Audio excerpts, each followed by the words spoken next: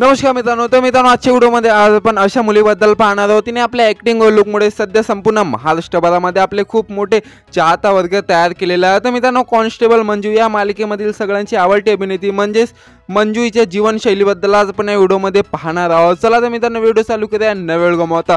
तर मित्रांनो, तुम्ही देखील मंजू हिचे फॅन असाल तर प्लीज हा व्हिडिओ शेवटपर्यंत बघा आणि आपल्या चॅनलला सबस्क्राईब करायला विसरू नका. तर मित्रांनो, मंजू हिचे खरे नाव मोनिका राठी असे आहे व मोनिका राठी पुणे महाराष्ट्रामधून बिलॉंग करते व तसे मित्रांनो मोनिका हिचे वय 25 वर्ष असे आहे व मोनिका म्हणजेच मंजू हे एक professional actor, model, social media star व एक डान्सर देखील असे आहे. चला तर मित्रांनो पाहूया मंजू तिच्या शिक्षणाबद्दल.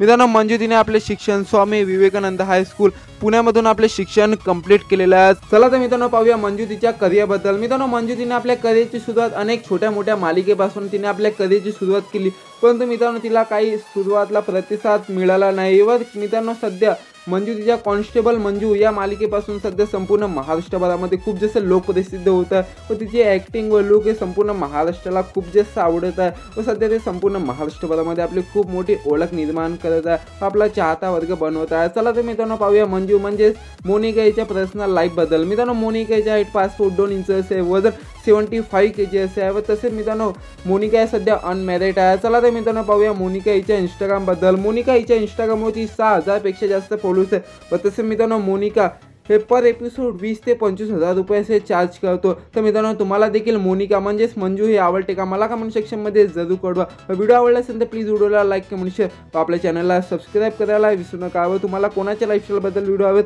मला कमेंट सेक्शनमध्ये जरूर कळवा.